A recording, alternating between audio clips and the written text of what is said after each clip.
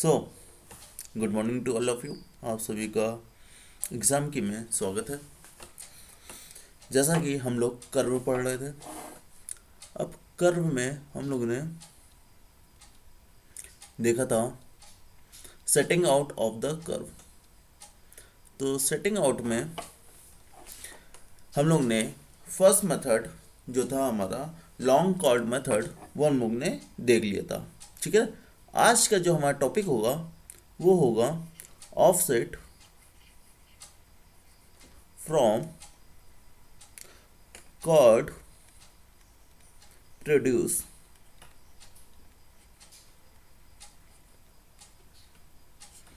हम लोग आज सेकंड मेथड को देखेंगे। ठीक है, थोड़ा सा ये मेथड अच्छा है तो इसे थोड़ा सा ध्यान से इसको देखिएगा। अब हम लोगों के पास एक कर्व है, एक सेकंड इसको फिर से बनाते हैं।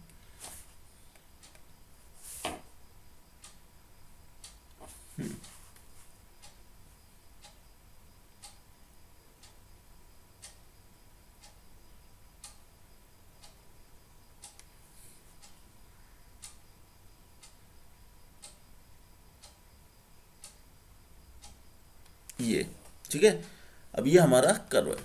जैसा कि हम जानते हैं कि यहां से हम लोग एक टेंजेंट को प्रोवाइड करते हैं।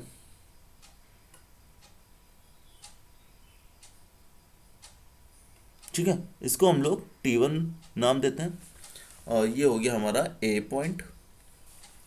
यहाँ कहीं पे होगा हमारा B पॉइंट। ठीक, चलिए अब इस टेंजेंट में हम लोग सब कॉर्ड प्रोड्यूस करते हैं। तो सब कॉर्ड के लिए मान लेते हैं एक पॉइंट ये ले लेते हैं, कलर चेंज कर लेते हैं। तो यहाँ से एक ये पॉइंट जाएगा, एक सब कॉर्ड यहाँ प्रोड्यूस करते हैं, एक सब कॉर्ड। ये आप पे डिपेंड करता है कि आपके कितनी सब कॉर्ड आपको चाहिए होगी। ठीक है ना, तो ये नंबर ऑफ हो सकती है। अगर मान लीजिए कर्व और आगे आगे तक जाता तो यहाँ पे आगे और हम लोग सब कॉर्ड प्रोड्यूस कर लेते हैं। ठीक है, चलिए तो इसका सबको नाम दे देते हैं। ये हो गया P1, ये हो गया P2, ये हो गया P3।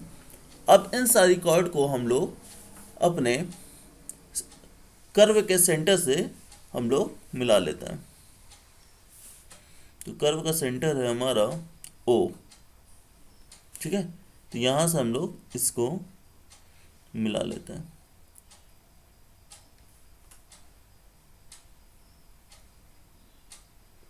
और रेडियस कितनी है R।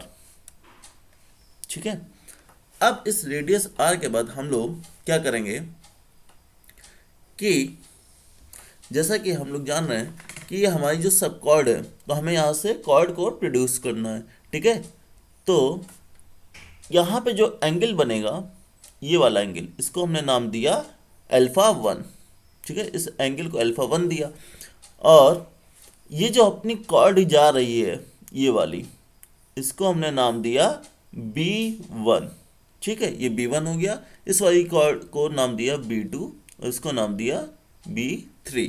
कोई दिक्कत तो नहीं यहाँ तक? ठीक है, चलिए अब ये एंगल जो α1 बना है, तो अपनी जो प्रॉपर्टी होती है उस प्रॉपर्टी के अकॉर्डिंग ये जो एंगल होगा हमारा, ये 2α1 होगा। ठीक है, ये वाला एंगल 2α1 होता है। अब क्या करते हैं इसमें, जब हम लोग कॉर्ड को प्रोड्यूस करते हैं तो ये जो अपनी B1 कॉर्ड गई है, इसी को हम लोग आगे तक ले जाते हैं। ठीक है, ये आगे तक चली गई और इस पॉइंट P1 पे हम लोग एक टेंजेंट लगाते हैं। ये है हमारा टेंजेंट। ठीक, कोई दिक्कत तो नहीं। अब जैसा कि देखिए ये टेंजेंट आगे आके इस पॉइंट पे मिल रहा है, तो ये एक ट्रायंगल बन रहा है। तो ट्रायंगल की एक प्रॉपर्टी होती है कि अगर इधर एंगल है α1, तो ये एंगल भी हमारा α1 होगा। कोई दिक्कत तो नहीं? ठीक है, अब ये एंगल α1 है, तो ये वाला एंगल जो बनेगा इस टेंजेंट के साथ ये भी α1 होगा। ठीक, और इस टेंजेंट से लेकर इस सब कॉर्ड तक का बनने वाला एंगल हमारा α2 होगा। अगर ये α2 है तो यहाँ पे जो एंगल बनेगा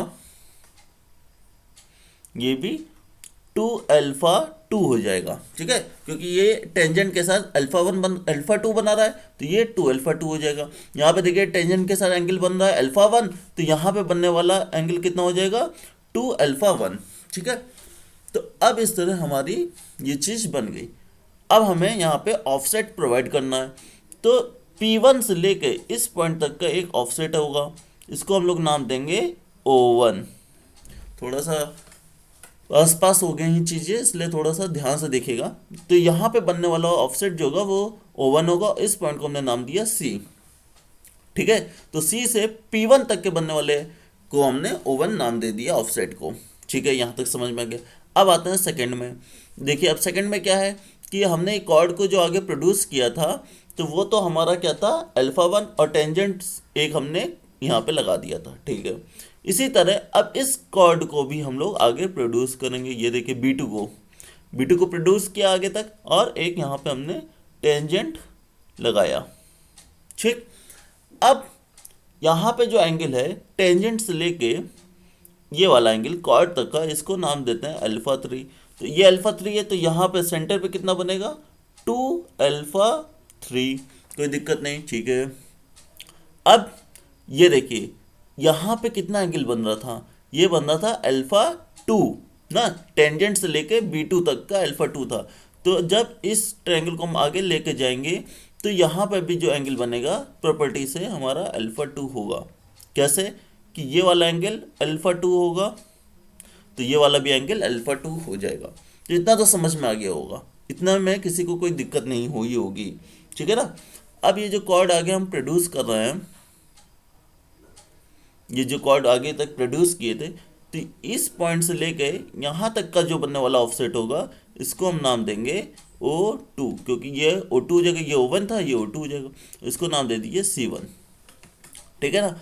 इसी प्रकार इस कॉर्ड को भी आगे प्रोड्यूस करिए, और यहाँ से P3 तक का बनने वाला जो हम ऑफसेट लेंगे, इसको नाम देंगे O3, और इस पॉइंट को C2, ठीक।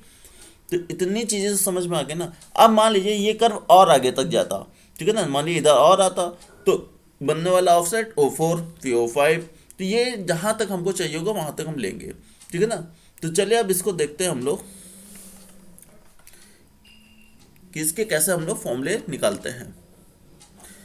अब बात करते हैं ट्रायंगल। जैसे कि हम ये सबसे पहले इसमें हम एक फॉर्मूला देख लेते हैं कि हम जानते हैं कि जो हमारा, हम लोग ने 9th क्लास में या हाई स्कूल में पढ़ा जरूर होगा कि जो आर्क बनती है, आर्क, इसी को हम लोग बोलते हैं चाप, ठीक है ना। तो ये जो आर्क होती है, अगर किसी एंगल थीटा के साथ बन रही है और ये इसकी रेडियस है, तो आर्क इक्वल टू होता है R इंटू थीटा, ठीक है। तो यहाँ से थीटा क्या होगा, आर्क अपॉन R। तो ये तो सबको पता होगा, और नहीं पता तो चलिए आज पता कर लीजिए, ठीक है ना। तो अब इस फॉर्मूले के अकॉर्डिंग देखिए हम लोग अगर ट्रायंगल की बात करें T1 P1 O की, ठीक है, इसको लाल कलर से दिखाते हैं हम आपको, T1 P1 O की, ये ट्रायंगल बन रहा है, ठीक है। तो चलिए लेते हैं इसको, फ्रॉम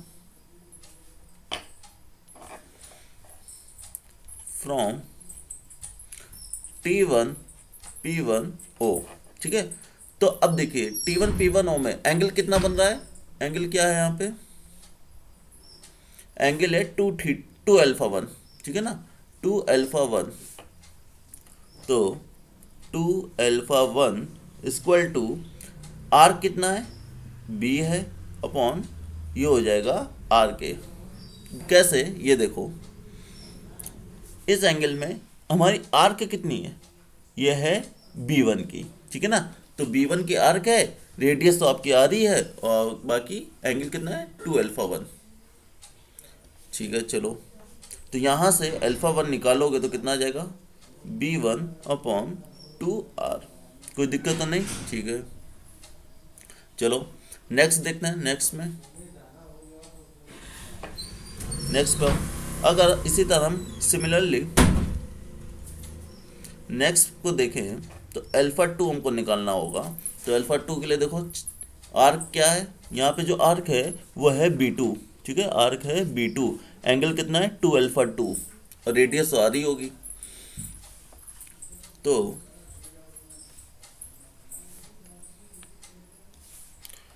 यहाँ बात करें तो इसी तरह अल्फा 2 निकल के आएगा B2/2R, ठीक है, ये समझ में आ गया इतना। चलिए इसी तरह आगे हमको निकालना होगा अल्फा 3, तो कैसे निकल के आएगा B3/2R। और अगर इसी तरह हमको मान लो कि अल्फा n निकालना हो, ठीक है ना, तो अल्फा n क्या होगा Bn/2R, उसी फॉर्मूले से R equal to R into theta से। तो यहाँ तक कोई दिक्कत नहीं होनी चाहिए अल्फा निकालने में, ठीक है। चलो यहाँ से अल्फा निकाल लिए। अब बात आती है कि हमको ऑफसेट निकालना। बात तो हमारी ऑफसेट की हो रही थी, ये देखो ऑफसेट फ्रॉम कॉर्ड प्रोड्यूस की। तो अब हमको ऑफसेट निकालना है। तो ऑफसेट के लिए हम लोग क्या करते हैं कि सबसे पहले हम लोग लेते हैं फ्रॉम, और देखें तो P1, एक T1 की बात कर लो, ठीक है ना, तो P1 की बात करो, तो यहां से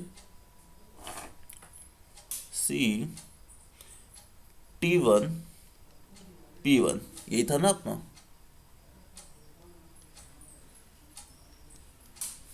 अब यहाँ की बात कर रहे हैं तो यहाँ पे अपना आर्क इक्वल टू, हम लोगों ने पढ़ा था कि R इंटू थीटा होता है। चलो इसको हम लोग बना लेते हैं। कैसे, देखो T1 B1, ठीक है, तो ये कुछ इस तरह बन रहा है, ठीक है। ये है O1, ये है B1, और ये है आपका एंगल, यहाँ पे कितना है अल्फा 1 है। देख लो ये ना एंगल अल्फा 1 है, ये है अपना B1, रेडियस B1 हो जाएगी, और चाप कितनी होगी O1, ठीक है।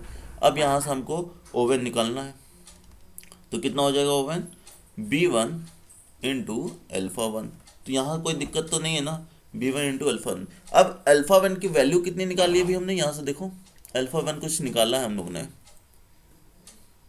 अल्फा 1 आया है B1/2R, इस फॉर्मूले से B1/2R से। तो यहाँ पे पुट कर दो अल्फा 1 की वैल्यू, तो B1 इंटू B1/2R, तो ये कितना निकल के आएगा, ये हो जाएगा B1 का स्क्वायर/2R। तो O1 तो हमने निकाल लिया, ठीक है, O1 हमारा निकल आया।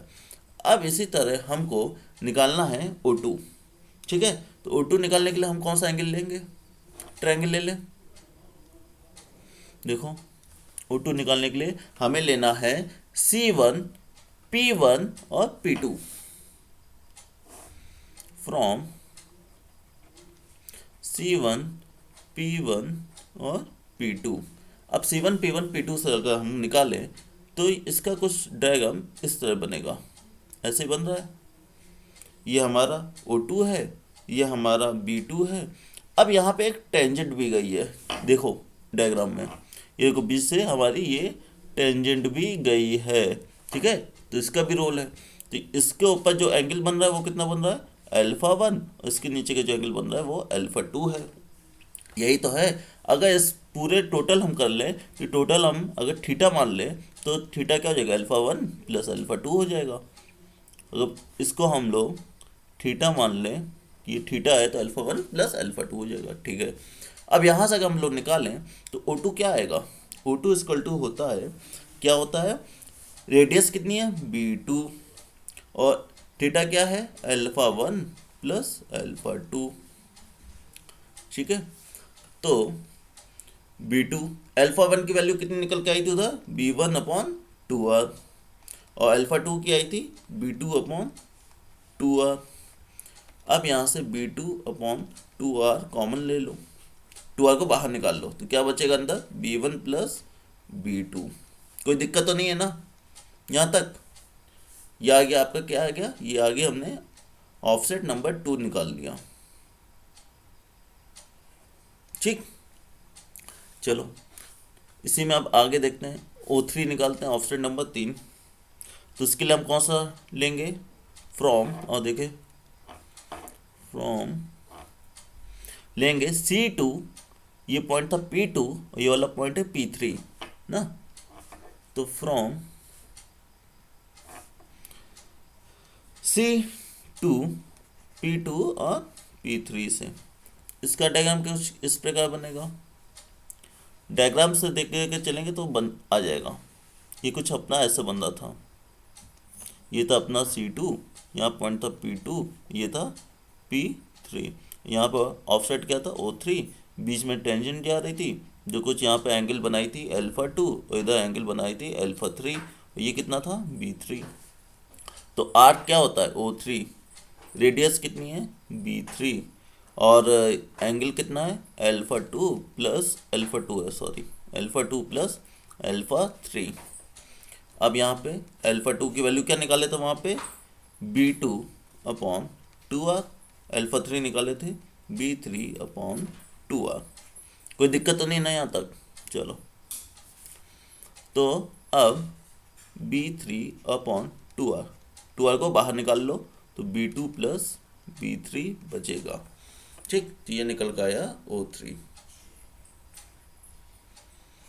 अब इसी तरह अगर हमको आगे O4 निकालना हो, O5 निकालना हो या फिर O6 निकालना हो, तो इसी तरह अगर हम लास्ट पद की बात करें कि लास्ट हमारा क्या होगा ON, तो देखिए O3 जिस तरह सब में चल रहा है, O3 में B3 आया था तो ON में क्या आएगा बताओ, ये आएगा BN अपॉन 2R। अच्छा यह देखो O3 में क्या था, इधर B2 मतलब एक पद कम था, तो यहाँ पे क्या हो जाएगा BN -1 हो जाएगा, प्लस O3 तो B3 है यहाँ पे, तो यहाँ पे BN हो जाएगा। तो इस फॉर्मूले पर रख के हमें जो सा भी हमको ऑफसेट निकालना होगा वो हम लोग यहाँ से निकाल लेंगे। ठीक है गाइस, तो इस तरह हम लोग अपना ऑफसेट निकालते हैं इस फॉर्मूले से। अगर हम मान लें कि सपोज लेट जो अपना B है ना, जो अपनी B हम सब कॉर्ड बना रहे थे वो सेम है, सबकी सेम है, मतलब जो हम लोग अभी तक निकाले थे B1 B2 B3, अगर ये B1 B2 B3 सेम है तो B1 इक्वल टू B2 है इक्वल टू B3 है, मतलब कि ये टोटल B के बराबर है। तो अपना जो ऑफसेट का फॉर्मूला आएगा वो क्या था, B upon 2R B plus B हो जाएगा ना, यही तो होगा। तो जब B प्लस B हो जाएगा तो ये 2B हो जाएगा, ये जोड़ के 2B हो जाएगा, तो 2B into B upon 2R हो जाएगा, तो ये हो जाएगा 2B का स्क्वायर अपॉन 2R, 2 से 2 कैंसिल, तो B स्क्वायर अपॉन R अपना फॉर्मूला आ जाएगा। अगर अपने सारे B1 B2 मतलब जो अपने सब कॉर्ड हैं वो अगर सेम है तो अपना फॉर्मूला जो आएगा वो B स्क्वायर अपॉन R का होगा। ठीक है गाइस, तो इस प्रकार हम लोग यहाँ पे ये चीज़ देखते हैं। चलिए, तो आई थिंक गाइस कि आपको ये चीज़ अच्छी समझ में आई होगी। नेक्स्ट वीडियो में हम लोग इसके न्यूमेरिकल पे चर्चा करेंगे। तब तक के लिए जय हिंद जय भारत।